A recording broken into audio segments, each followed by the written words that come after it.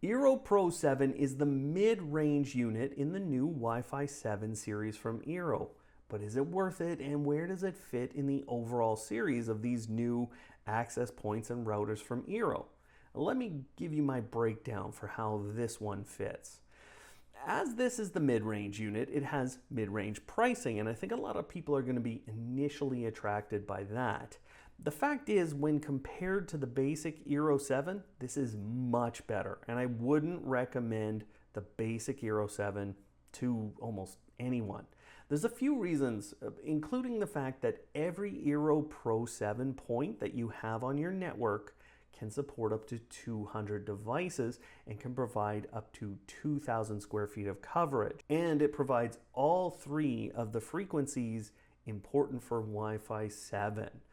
Eero 7 doesn't do that. It also doesn't lose a lot of features or capabilities versus the Eero Max 7. You're not losing any of the features of Wi-Fi 7, and you're only losing a bit in terms of square footage coverage and the number of devices on your network. So the price tag for the Max doesn't always make sense for people when compared to this. In the end, this is the best unit without a crazy price tag. It's still not cheap, but one of the reasons that I think this is a great option is what I've learned by using it in a couple of scenarios. The first scenario I used it in was a network with Eero Max 7 and an Eero Outdoor 7.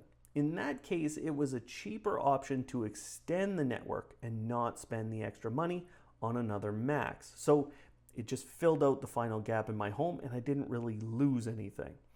In another network, I used one of these to provide Wi-Fi 7 in the middle of a home.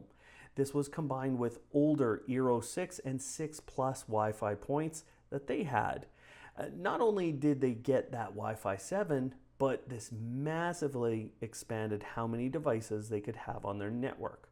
Now, the one drawback that I find important to mention when I compare Pro versus Max 7 is the fact that Pro only has 2 Ethernet ports.